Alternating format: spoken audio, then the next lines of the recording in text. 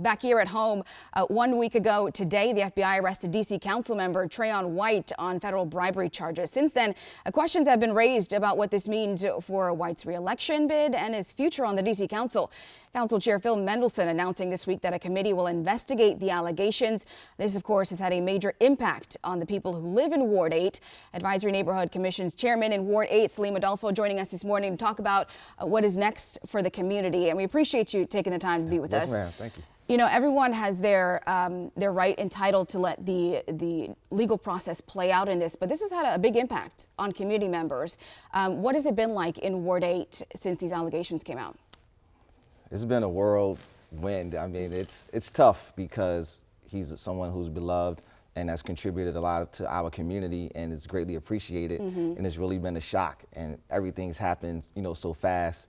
And looking at, you know, what's happening in the world in terms of the presidential election, right. We got, you know, things on the local level as well. And it's really hard for people to understand, you know, what's next, what's happening, you know, where do we go from here? Yeah. You and some other ANC commissioners had a meeting this past week. Talk about why that was important for you guys to do it. What came out of this?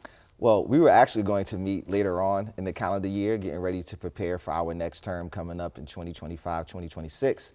But once, you know, this happened, we escalated our meeting to see how we can best support, you know, our community, understanding that the current council member, who is still our council member, and we still have to work with that office to make sure that, you know, we push the community forward. But we knew that there were going to be some things that were going to change. And so we wanted to see how we can be, you know, just better commissioners, honestly. Yeah. But we know that budget season is going to come up, and the city has a $20 billion budget, and that's not something that we can wait until February or March to discuss. So we want to get started on some of those things now, looking at performance oversight season that'll be coming up, as well as constituent services. And we want to make sure that there's no drop in any of those areas. Yeah, absolutely.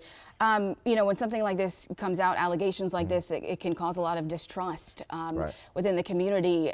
Talk about, you know, what you guys are doing as leaders to kind of build that back. Well, public trust is vital to being a public servant. And once that is compromised, then it makes it difficult, you know, for everybody, even people who may have not been involved.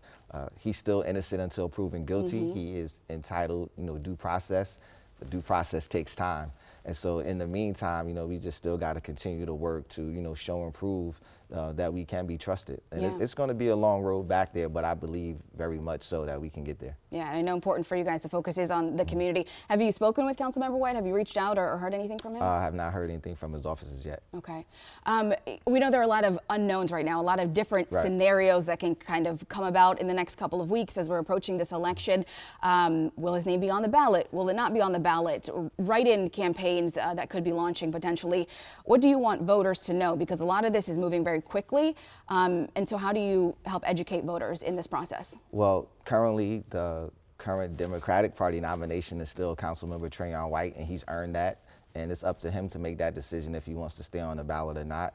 I've heard that, you know, a lot of other people want to see something different, and they're entitled to that. The general election is not an election only between two political parties. Right. We have the opportunity to have write-in candidates, very much so, and I know that some people will exercise that right.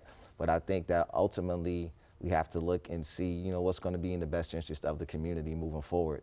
And that's really tough, to be honest with you. We know we have until September 12th, I believe, to decide if you want to keep your name on a ballot or not. Right. Honestly, a write-in campaign, you know, would be really tough, you know, for a lot of people. I don't care how much work you put in. Yeah.